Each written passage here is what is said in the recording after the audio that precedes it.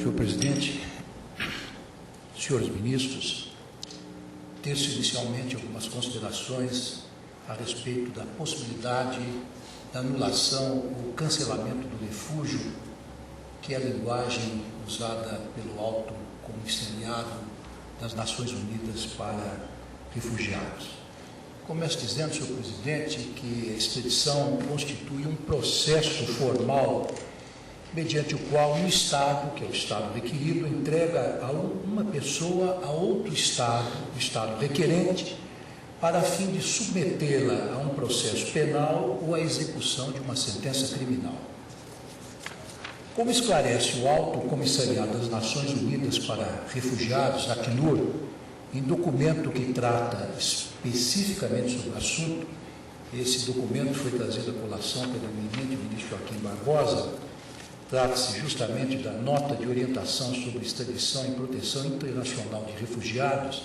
Creio que todos nós a recebemos e que data de 2008. Diz então esse órgão das Nações Unidas, entre aspas, que a proteção internacional dos refugiados e a aplicação do direito penal não são mutuamente excludentes, visto que a Convenção de 1951 sobre refugiados e o seu protocolo de 1967 não impedem o julgamento de refugiados ou de solicitantes de refúgio que tenham praticado determinados crimes. Isso porque o denominado princípio da não devolução ou da não entrega ou do non-refoulement, pedra angular do direito internacional de proteção dos refugiados, contemplado no artigo 33, parágrafo 1º da Convenção de 1951, comporta algumas exceções, como aquela prevista em seu artigo 33, parágrafo 2º, que estabelece que tal princípio não pode ser invocado por alguém que tenha sofrido condenação definitiva em virtude da prática de entre aspas, crime ou delito particularmente grave e desde que o solicitante constitua uma ameaça para a comunidade do país de refúgio. A referida convenção prevê também a chamada cláusula de exclusão, estabelecida em seu artigo 1º, parágrafo 6º-b, a qual, não obstante a prevalência como regra do princípio do non-refoulement, admite a extradição de pessoas acerca das quais, entre aspas, haja sérias razões para pensar que cometeram um crime grave de direito comum fora do país de refúgio antes de serem nele admitidas como refugiados. É que o princípio da não devolução tem como escopo de impedir que os refugiados sejam expostos ao risco de injusta perseguição no país de que provieram originalmente. O princípio, em suma, visa evitar que um refugiado, caso devolvido, seja arbitrariamente privado de sua vida, submetido a torturas, a penas cruéis ou infamantes, ou ainda que venha a sofrer outras violações graves de seus direitos fundamentais. Tal princípio, porém, não se presta a dar guarida àqueles que tenham cometido crimes graves e que, em virtude deles, estejam sendo legitimamente processados ou tenham sido legalmente condenados em outras jurisdições. O Acnur, no documento acima citado, explicita em síntese os critérios para a aplicação da cláusula de exclusão, entre aspas. Os delitos devem ser de caráter não político. No contexto de uma valoração de exclusão, os critérios para determinar se um delito é ou não de natureza política derivam de enfoques utilizados na jurisprudência do direito de extradição. Entre outros fatores relevantes, cabe destacar a motivação, o contexto, os métodos e a proporcionalidade do crime com respeito aos seus objetivos.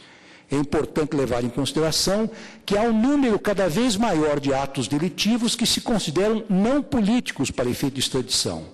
Entretanto, a aplicabilidade do artigo 1-FB da Convenção de 1951 fica sujeita a uma valoração à parte que se deve fazer à luz dos fatos particulares do caso. O próprio Alto Comissariado das Nações Unidas para Refugiados, nesse sentido, lembra que, entre aspas, desde a década de 70, que corresponde à época em que os crimes atribuídos ao extraditando teriam sido praticados, O âmbito deste motivo de negação, isto é, a natureza política dos ilícitos, tem se reduzido de maneira significativa, dado que um crescente número de delitos foi reconhecido como não políticos para o efeito de extradição nos tratados de extradição e outros instrumentos internacionais, incluindo várias convenções e protocolos relacionados ao terrorismo. Até o advento da Lei 9.474, de 22 de julho de 1997, que define mecanismos para implementação do Estatuto dos Refugiados no Brasil, é importante que essa lei não internalizou a Convenção de 1951, simplesmente ela estabelece mecanismos para a implementação daquilo que é estabelecido nessa Convenção sobre Refugiados. Então, até o advento desta lei, a Convenção de 1951, por força do decreto 50.215, de 28 de janeiro de 1961, passou a vigorar entre nós, tal como originalmente subscrita pelo Executivo, com a ressalva feita pelo Congresso Nacional quanto aos artigos 15 e 17, nos termos do Decreto Legislativo 11, de 7 de julho de 1960. E essa ressalva trata exatamente, esses dois artigos, do direito de associação e o exercício das profissões assalariadas. Portanto, desde esta data, ou seja, 1961, até o advento dessa lei de 97, a Convenção vigorou entre nós, tal qual subscrita pelo Executivo, salvo relativamente aos artigos 15 e 16. Mais tarde, quando veio esta referida lei 9.474,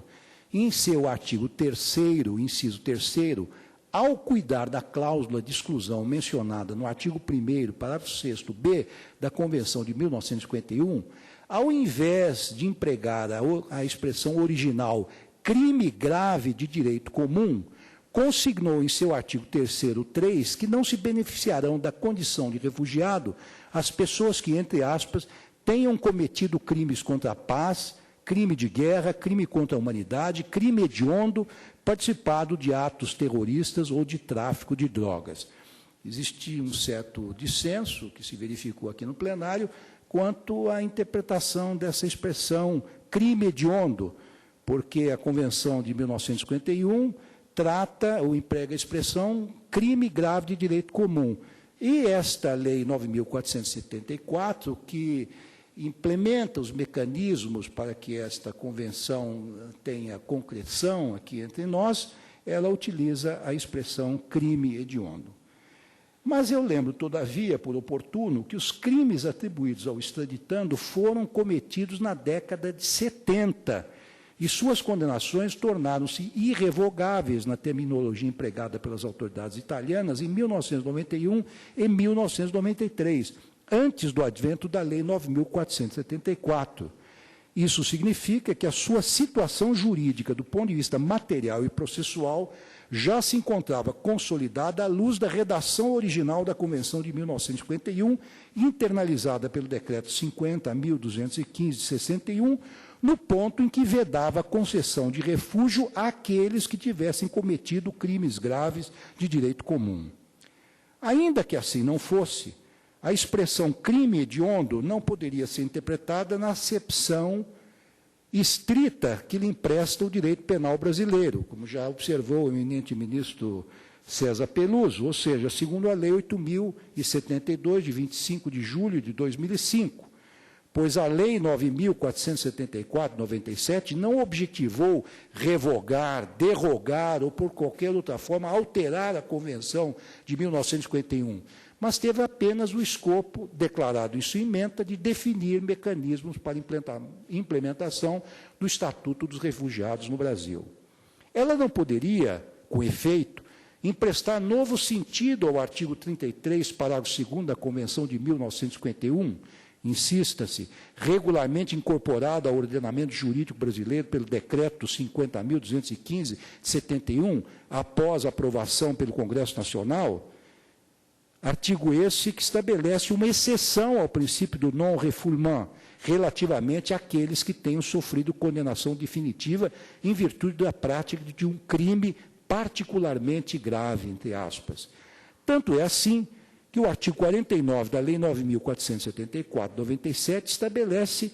que ela entrará em vigor na data de sua publicação, ou seja, não contemplou a tradicional cláusula revogadas as disposições em contrário, o que significa dizer que permanecem rígidas todas as disposições da Convenção de 1951, tal como internalizadas em 28 de janeiro de 1961, ressalvadas apenas as objeções feitas pelo Congresso Nacional. E há mais. O artigo 47 da Lei 9.474/97 consigna que seus preceitos deverão ser interpretados em harmonia com a Convenção sobre o Estatuto dos Refugiados de 1951, dentre outros instrumentos internacionais que tratam do tema, subscritos pelo governo brasileiro. É dizer, a expressão, entre aspas, crimes hediondos, empregada pela Lei 9.474/97, equivale ao conceito de, entre aspas, crime ou delito particularmente grave, a que se refere o artigo 33, parágrafo 2º da Convenção de 1951. De outra parte, a Lei 6.815, 19 de agosto de 1980, que define a situação jurídica do estrangeiro no Brasil, embora vede em seu artigo 77, inciso 7º, a extradição em se tratando de crime político, ressalva no parágrafo 1º do mesmo dispositivo que ela é admitida, entre aspas, quando o fato constituir principalmente infração da lei comum ou quando o crime comum conexo ao delito político constitui o fato principal. Essa norma abriga o denominado princípio da preponderância, no qual a Procuradoria-Geral da República se arrimou para opinar no sentido do deferimento do pleito do governo da Itália, ora sob exame. À vista dessas considerações, parece-me perfeitamente possível cogitar-se da anulação ou cancelamento da condição de refugiado da pessoa requerida, seja na esfera judicial, seja no próprio âmbito administrativo. E é o próprio Acnur que o afirma nos termos abaixo, entre aspas. O cancelamento refere-se à decisão de anular o reconhecimento da condição de refugiado, o qual não se deveria haver reconhecido, porque a pessoa em questão não reunia os critérios de elegibilidade no momento em que se adotou a decisão original. O cancelamento, continua assentando o Acnur, afeta as determinações definitivas, ou seja, as que já não admitem apelação ou revisão, como é o caso presente, entram em vigor a partir do momento em que se tomou a decisão incorreta, ab initio ou ex tunc, desde o início ou a partir de então. O fundamento para anulação do ato que concedeu refúgio pode consistir em não ter a pessoa beneficiada demonstrado temor fundado de perseguição por pertencer a determinada raça, religião, nacionalidade, grupo social ou em razão de possuir certa opinião política. Pode ainda ter como motivo o fato de estar enquadrado em alguma das excludentes de proteção dos refugiados previstas da Convenção de 1951, dentre as quais a de ter o solicitante cometido um crime de direito comum fora do país de refúgio. E faço remissões ao documento do Acnur. No caso aqui, há uma nota de rodapé, que é a nota número 130. É certo que alguns lançam dúvidas quanto à possibilidade de o Judiciário anular um refúgio concedido pelo Executivo, tendo em conta o princípio da separação dos poderes. Tal dúvida, todavia, segundo entendo, pode ser solucionada sem grandes dificuldades, tendo-se em conta a diferença entre os institutos do refúgio e do asilo. Embora tenham ambos, em sua origem, raízes humanitárias, o refúgio e o asilo apresentam distinções marcantes do ponto de vista ontológico. O ato que concede o refúgio tem natureza declaratória, devendo estar devidamente fundamentado a teor do que dispõe o artigo 26 da Lei 9.474/97, ao passo que o ato que outorga o asilo apresenta caráter constitutivo. É dizer, O primeiro deve amoldar-se aos requisitos estabelecidos nas convenções internacionais e na legislação do país, enquanto o segundo prescinde de maior motivação, visto configurar decisão de cunho eminentemente político. O asilo, com efeito, consubstancia um ato de soberania exercido pelo chefe de Estado, o qual se submete unicamente ao crivo da opinião pública, não estando sujeito a quaisquer outras restrições, nem mesmo, por óbvio, às cláusulas de exclusão que restringem o direito de refúgio. Ressalto, porém, por oportuno, que a Declaração Universal dos Direitos do Homem, de 1948, em seu artigo 14, números 1 e 2, recomenda que não se dê asilo nos casos, entre aspas, de perseguição legitimamente motivada por crimes de direito comum ou por atos contrários aos objetivos e princípios das Nações Unidas. A concessão do refúgio no Brasil compete, em primeira instância, como se sabe, ao Comitê Nacional para Refugiados, CONARE, de cujas decisões cabe recurso ao ministro da Justiça. Este, ao referendar ou rever as decisões do CONARE, não pratica, por evidente, inclusive por cuidar-se de agente estatal demissível ad nutum pelo presidente da República, qualquer ato de soberania, mas mero ato administrativo, ainda que qualificado, de caráter vinculado e não discricionário. Por isso mesmo, passível de exame pela Justiça quanto à correspondência entre a sua motivação e o substrato legal ou fático que lhe serve de arrimo. Em outras palavras, o Judiciário pode, se instado a tal, ou mesmo de ofício, como foi assentado pelo ministro César Peluso, verificar se estão ou não presentes a justificar o ato de concessão de refúgio os elementos subjetivos e objetivos previstos na Lei 9.474/97 e na Convenção de 1951, dentre os quais o temor e o fundado receio de perseguição por motivos de raça, religião, nacionalidade, grupo social ou opinião política, bem assim as hipóteses que elidem o princípio da não devolução.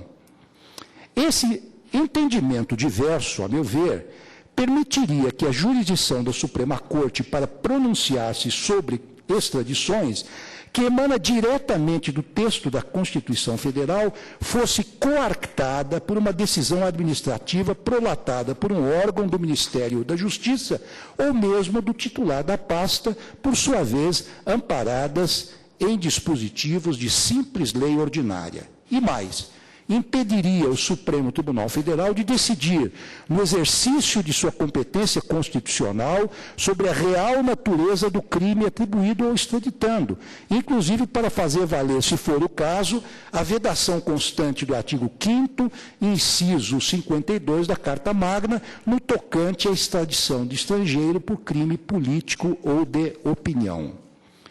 Com esteio nessa linha de argumentação, bem examinados os autos, verifico que o extraditando enquadra-se em pelo menos uma das cláusulas de exclusão, impeditivas da concessão do refúgio, a saber, o cometimento de crimes comuns, isto é, de 4 homicídios pelos quais foi condenado de forma irrecorrível pela justiça italiana à prisão perpétua por decisões emanadas de tribunais ordinários, e que não provieram, ao contrário do que se pretende fazer, de juízos de exceção.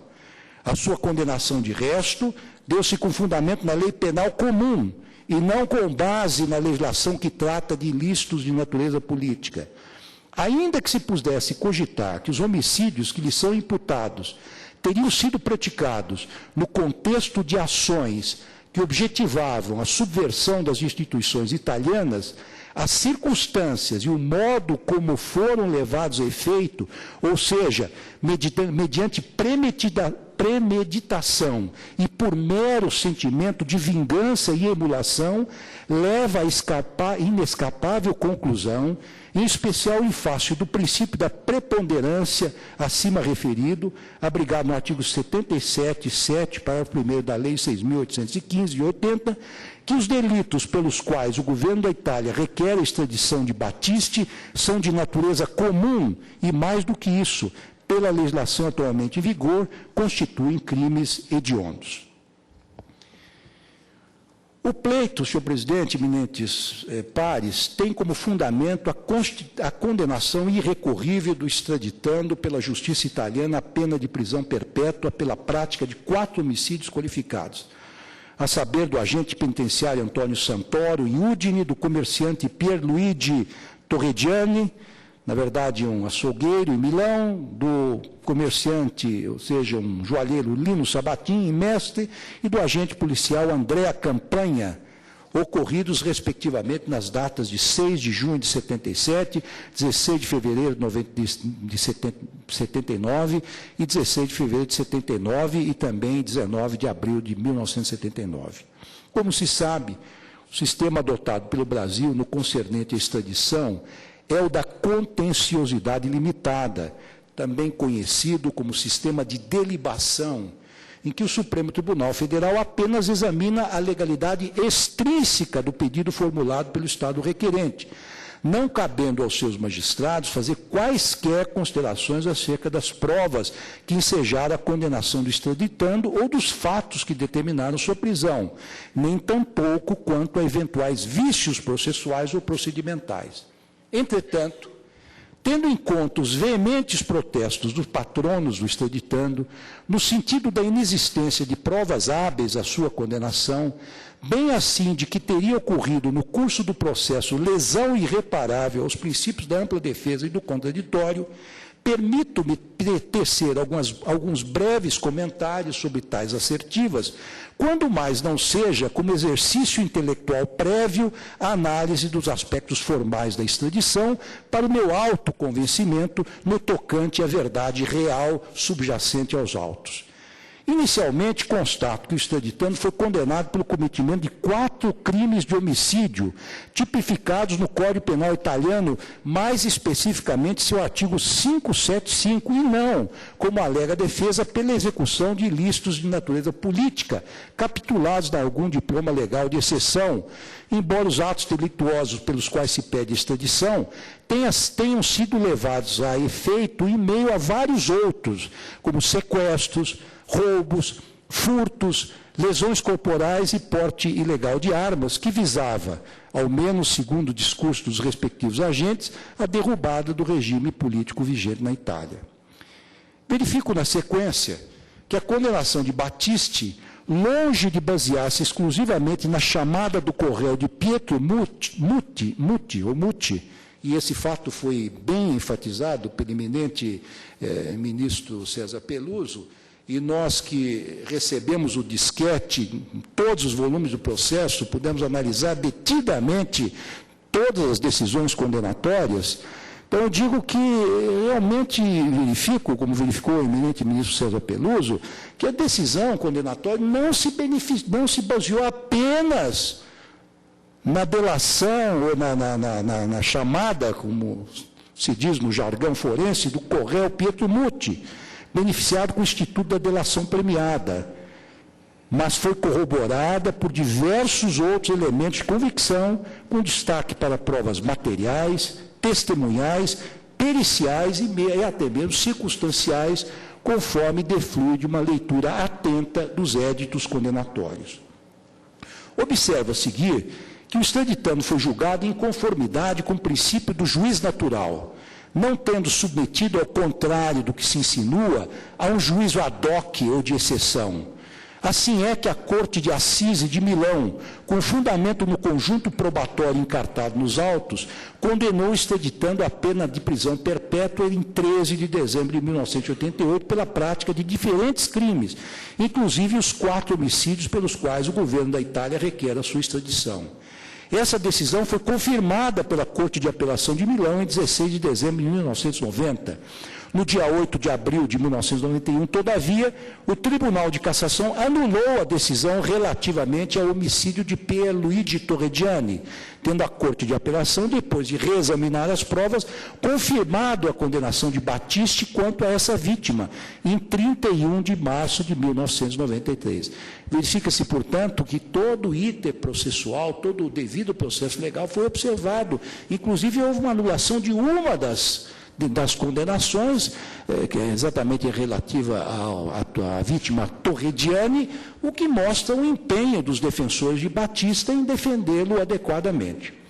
O extraditando, apesar de julgado à revelia, indicou ao advogado de sua escolha, não tendo alegado tempestivamente qualquer vício de consentimento no tocante a essa nomeação.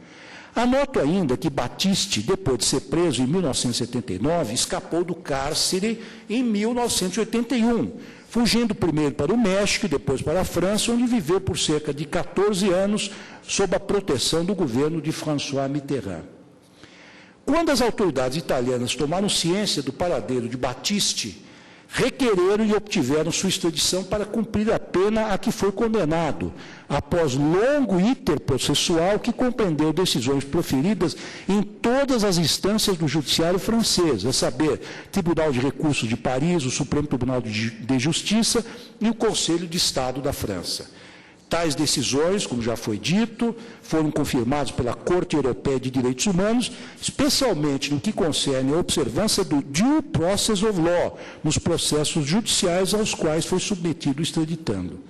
Colocado em liberdade, na pendência de apelo ao Tribunal de Recursos de Paris,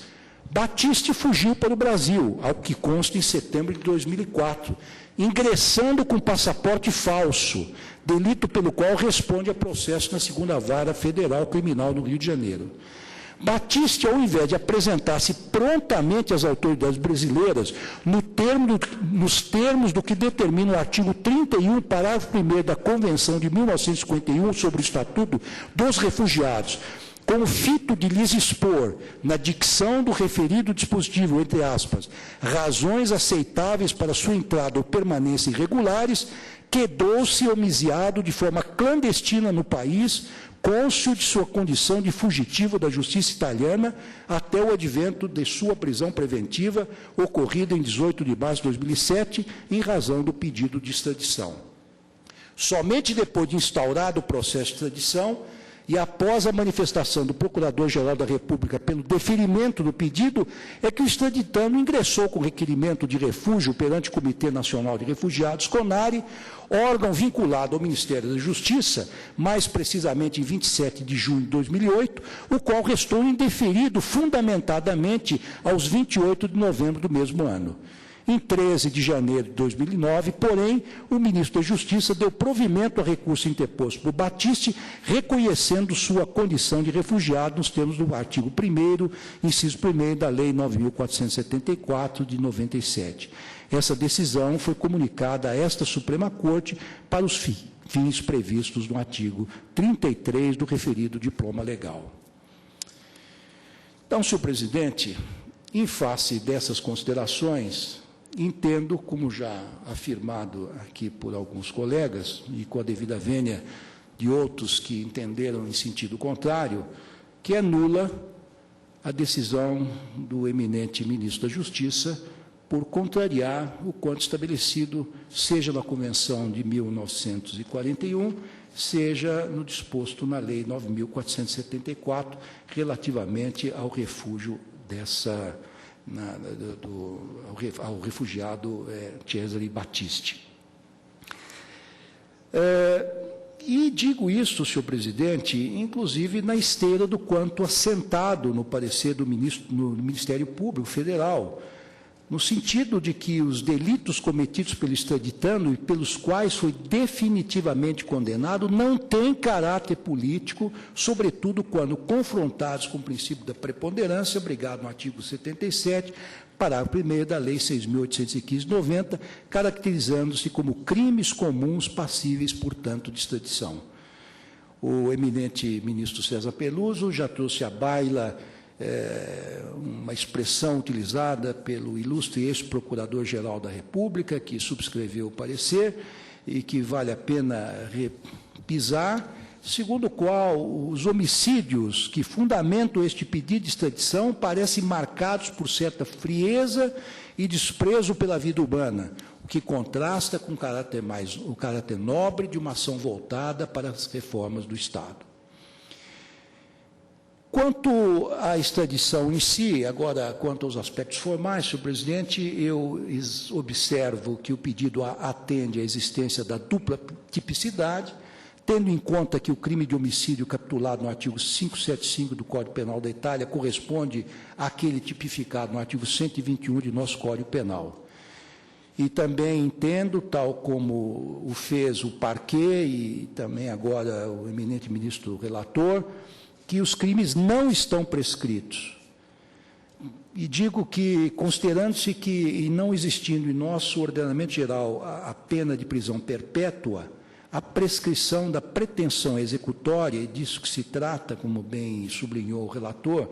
deve ser analisada com fundamento na pena máxima de 30 anos aqui admitida, na pena máxima aqui admitida, ou seja, a pena de 30 anos. Assim, com base no artigo 109.1 do Código Penal, a pena somente se extinguiria em 20 anos, ou seja, em 2011 e 2013, tendo em conta que as condenações do extraditando, como visto, transitaram em julgado em 1991 e em 1993. Então, senhor presidente, eu defiro a extradição de Cesare Battisti, observada a pena máxima prevista no Brasil, para a condenação que lhe foi imposta, observada ainda a detração. Resta agora verificar ainda, conforme é aventado pelo Ministério Público Federal, se o presidente está ou não jungido à decisão que defere a extradição. Em rápidas palavras, quero dizer que, neste caso, senhor presidente, eu acompanho também o eminente ministro relator, porque é bem verdade que a decisão final quanto à extradição entre nós cabe ao presidente da República, a quem a Constituição Federal comete, nos termos do artigo 84, inciso 7º, manter relações com Estados estrangeiros. Ocorre que, e o relator bem o demonstrou, que no exercício desta competência, o presidente da República obrigou-se, mediante um tratado assinado com o governo da Itália,